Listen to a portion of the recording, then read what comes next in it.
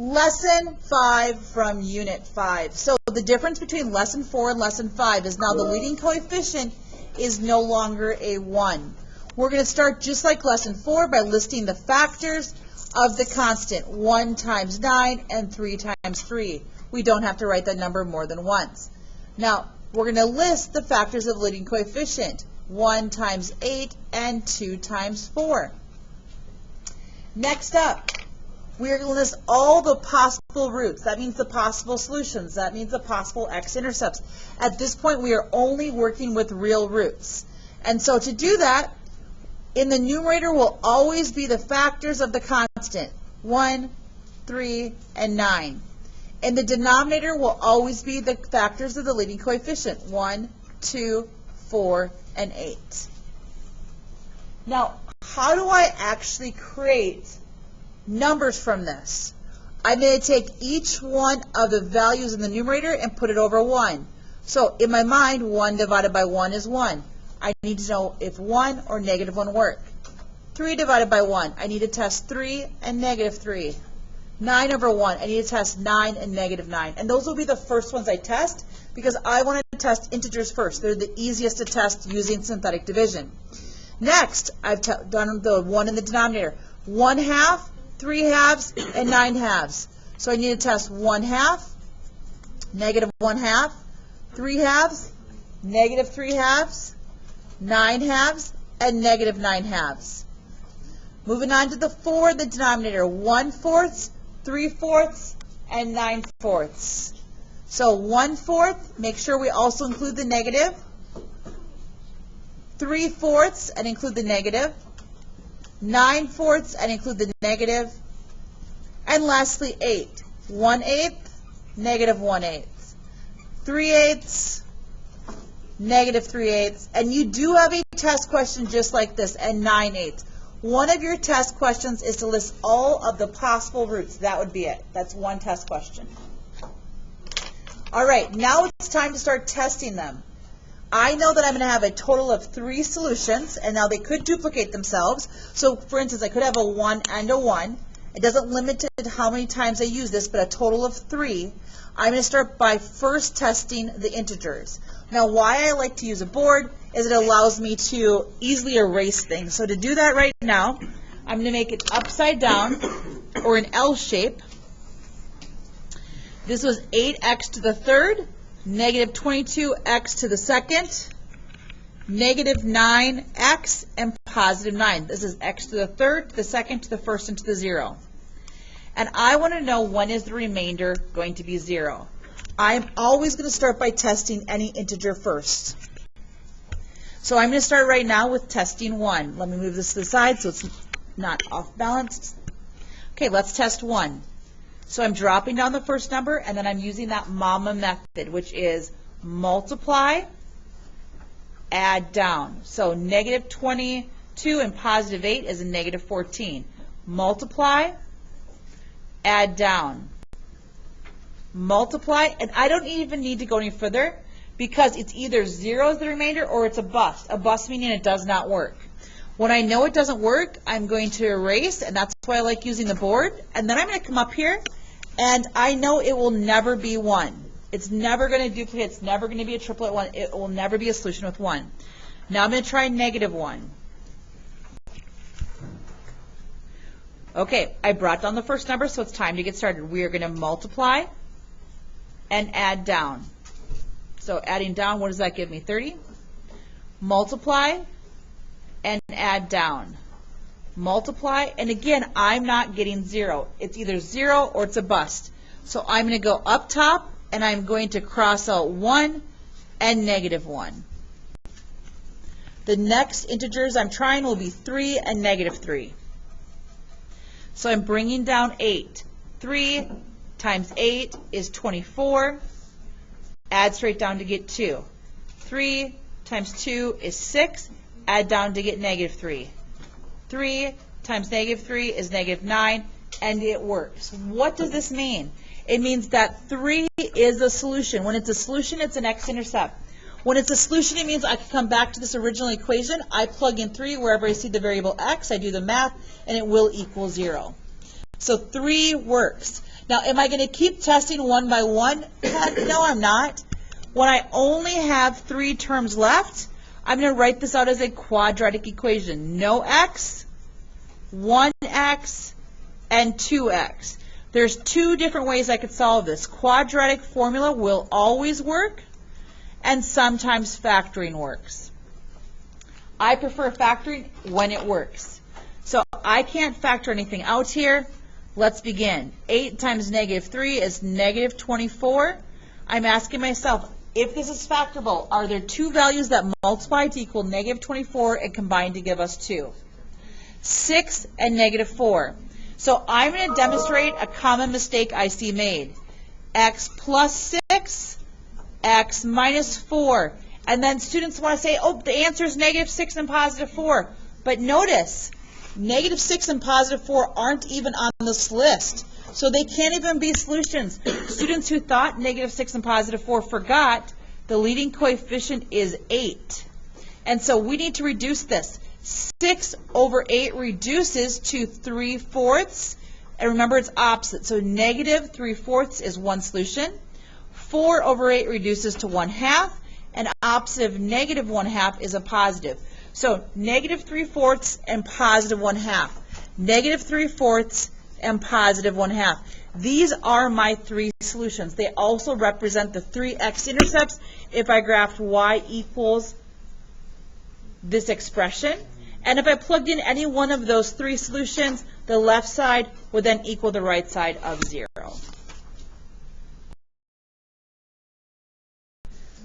Okay, next up, we're on example 2 of 3 from this video. Just like example 1, this differs from lesson 4 because the leading coefficient is not 1. Factors of 1 is 1. Factors of 30 to be 1 and 30, 2 and 15, 3 and 10, and 5 and 6. Now, the directions are not going to say, hey, you need to list all. You need to list all of them. But when you list them, then you know you have a list that when you get your answers, you can look back and make sure they are included in the list. It also tells you what you can check off as you test things. So here we go. We have plus or minus 1.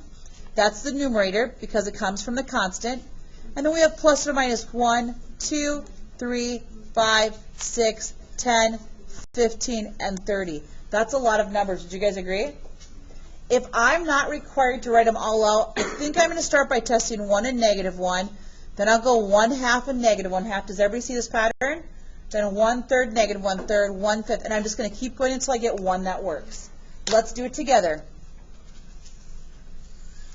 Always going to test, if there's an opportunity, I'm going to test the integers first. Much easier to work with. Okay, here we go. We have 30x to the 3rd, 11x squared, -4x to the 1st, and -1x to the 0. I'm going to test 1 quickly before I test -1, and I'll just keep going, and hopefully one of those works. Drop down, and then it's time to multiply, and we add, and then we multiply, and then add, and multiply, and I can stop because it is not equaling 0. It's a bust. 1 does not work. So I'm going to bring it back. Can you shut off one light for me, Mr. Leone? And I'm going to try -1. I drop down 30. And then it's this mama method. I multiply, and I add down to get -19. I multiply, and I add down to get 15. I multiply, it's a bust again because this is not equal 0. So the point of this particular example is I want to teach you how to work with fractions in this. So I've done 1 and -1. I'm now going to try 1/2. Can everybody put a 1/2 up front, and I'm going to slow it down. So I'm going to try 1/2 and -1. Here we go.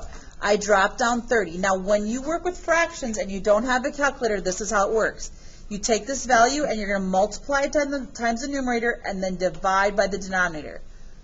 30 times 1 is 30. 30 divided by 2 is 15. Add these together to get 26. 26 times 1 is 26. 26 divided by 2 is 13. Okay, add together. 9 times 1 is 9. 9 divided by 2 is not nice. I know these do not add together. So what am I going to do? 1/2 doesn't work. What's going to be the next one, guys? Okay, let's try it. Dropping down 30. Here we go. 30 times, now when that negative sign is right in the middle, we're going to push it up to the top. 30 times negative 1 is negative 30. Divided by 2 is negative 15. Add down. 4 times negative 1 is negative 4. Divided by 2 is negative 2. Add down. Negative 8 times negative 1 is 8. 8 divided by 2 is 4. It still doesn't work. What's the next one we're going to try? Did I do something wrong? What did I do wrong? It's supposed to be a positive 2. Okay, so let me try it again to see if I see my mistake. You guys caught it. Thank you so much. Let me see if I do it again. Negative 30 divided by 2 is negative 15. Do you guys agree? Okay, add down to negative 4. Maybe I didn't add the negative. Okay. Negative 4 times negative 1 is 4. 4 divided by 2 is 2. Is that the mistake I made previously? Yeah. Thank you, guys. Add down here to negative 2. Negative 2 times negative 1 is 2. 2 divided by 2 is 1. Thank you for catching my mistake. Why does this work? Because I got a remainder of 0. So I know that one answer is negative 1/2. I'm going to come up with 3. Please watch, because there's quicker ways to do things. You ready? When there's only 3 terms, I'm happy because it has no x's, 1x, and 2x. Now, each of these terms is divisible by 2. I don't want to work with these large numbers, so please divide by 2.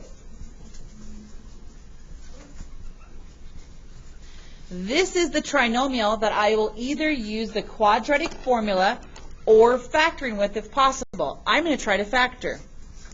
What multiplies to equal negative 15 and combines to equal negative 2? What's the combination? Negative 5 and 3. So again, I'm going to demonstrate a common mistake I see students make. They do this wonderful work, and then they say the answer is 5 and negative 3. What did they forget to do? They had to put that 15 underneath. So when I reduce 5 over 15, I end up with 1/3. When I reduce 3 over 15, I end up with 1/5. So the other two solutions will be x equals 1/3 and x equals negative 1/5. And we could see that they would be listed there. Here's 1/3 and negative 1/5 would also be listed. Thank you for. We're on our third and final example here. Factors of the constant would be 1, 4, 2, and 2, but I don't have to list 2 twice. Factors of 6 would be 1, 6, 2, and 3. So I'm going to start by listing those possible roots. 1, 2, 4, and then 1, 2, 3, and 6. So again, how are we coming up with these? 1 over 1, 2 over 1, 4 over 1. So 1, 2, and 4. So before I check anything, these are the ones I'm going to check first. Does everybody see this? Then I'll go back and start checking with the fractions. So then I'll check 1/2. 2 over 2 is 1, 4 over 2 is 2. Then I'll check 1/3, 2/3, 4/3, 1/6, 1/3, 2/3, right? But let's first just check the integers. So with me, please make that L shape. And we're going to do this one together. Can I please have all the males in class test -1, all the females please test +1.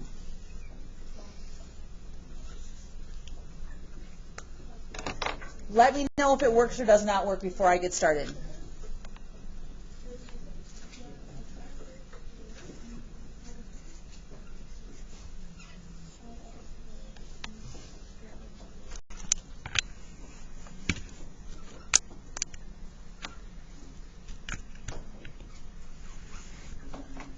Does anybody know, does 1 work? No.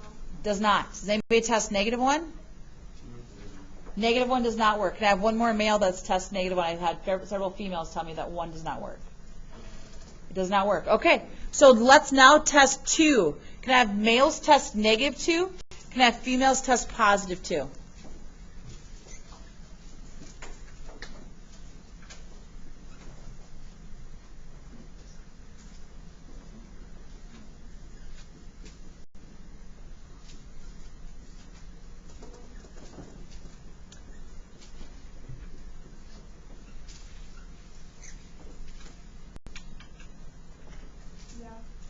You think it does?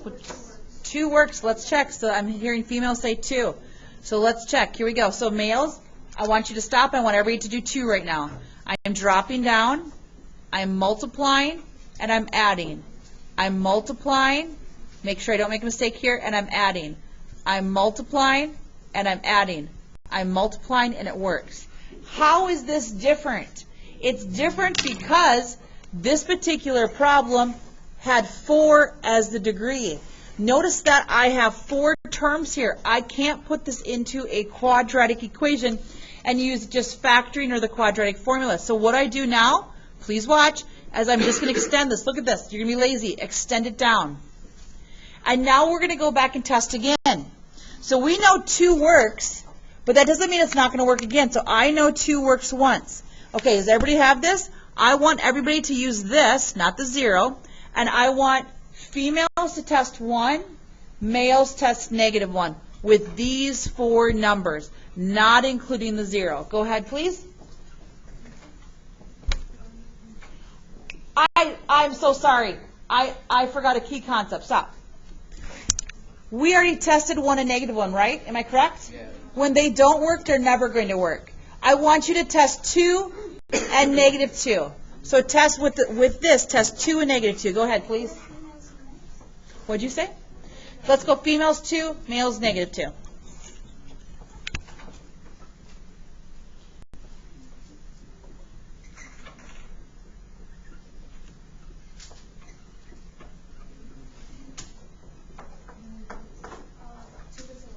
Two does not work.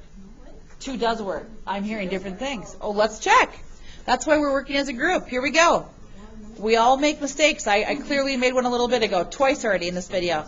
I dropped down 6. Multiply for 12, add down for 5. Multiply for 10, add down for 1. Multiply for 2. Does everybody see how I get a remainder of 0? Now, why do I like this? Because now I only have 3 terms left. And once we only have 3 terms left, what 2 ways can we use to solve? Does factoring always work? No, factoring does not always work. It is the preferred method by most of us. So I'm going to try factoring here. What multiplies equals 6 and combines equal 5? 2 and 3. So I'm going to come up here, x plus 2 and x plus 3. What do I have to put underneath? A 6. 2 over 6 reduces to 1/3. 3 over 6 reduces to 1/2. So I do have 4 answers. Remember, 2 was repeated. So x equals 2, x equals 2. Then we have x equals -1/3 and x equals -1/2. These would be the x-intercepts if I graphed this polynomial equation. If I plugged any one of those 4 solutions in for x and I did the math, it would also equal 0.